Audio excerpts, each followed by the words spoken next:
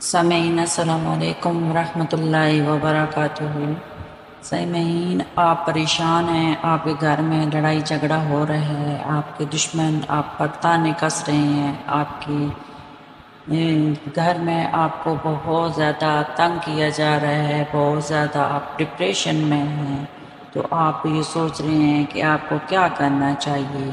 مرد عورت سبھی آپ کے دشمن بن چکے ہیں اور آپ ان سے بدلہ لینے کے لیے تیار نہیں ہیں، یعنی کہ آپ میں ان سے بدلہ لینے کی طاقت نہیں ہے،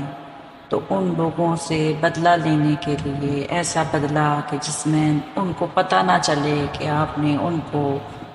کیا سزا دی ہے اور ان کے اندر کون سی آگ آپ نے جلانی ہے۔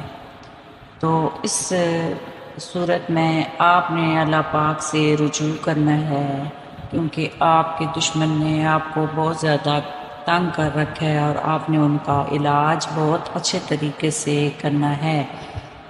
اگر آپ سے بات بات پر جھگڑا کرتے ہیں، دشمن آپ کے گھر میں گھس آیا ہے اور آپ پہ ہاتھ اٹھا رہا ہے، آپ کو بہت زیادہ تنگ کر رہا ہے اور آپ اس صورت میں بہت زیادہ پریشان ہیں، تو دشمن کو اس کی اپنی ہی آگ میں جلانے کے لیے، اس سے بدلہ لینے کے لیے، اپنے قدموں میں گرانے کے لیے، اس صورت میں آپ نے اپنے دشمن کو یا اپنے محبوب کو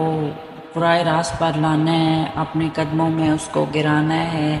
تو ایسی صورت میں آپ نے اللہ پاک سے رجوع کرنا ہے، کیونکہ دشمن سے مقابلہ کرنے کی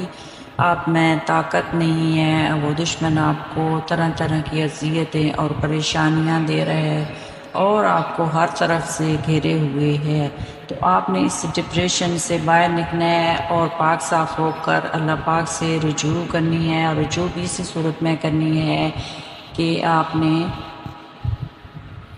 اول آخر جو ہے وہ اللہ پاک سے رجوع کرنی ہے اور 3 بار درود ابراہیمی پڑھنا ہے، اور درود ابراہیمی پڑھنے کے بعد آپ نے رات کو جب آپ عشاء کی نماز پڑھ کے سو جائیں، بستر پر لیٹیں، تو آپ نے تسبیح اپنے ہاتھ میں لے لینی ہے اور 1000 دفعہ آپ نے پڑھنا ہے، یا جبارو یا قہارو، یا جبارو یا قہارو۔ جب تسبیح مکمل ہو جائے تو آپ نے اللہ پاک سے دعا کرنی ہے، اور دعا کرنی ہے کہ یا اللہ میرے دشمن کو ناکام اور زیر کر دے، میرے دشمن کو میرے قدموں میں گرا دے۔ تو آپ دیکھیں گے کہ آپ کا دشمن بے نام اور نشان رہے گا، آپ کے قدموں میں گر گڑا کر معافی مانگے گا۔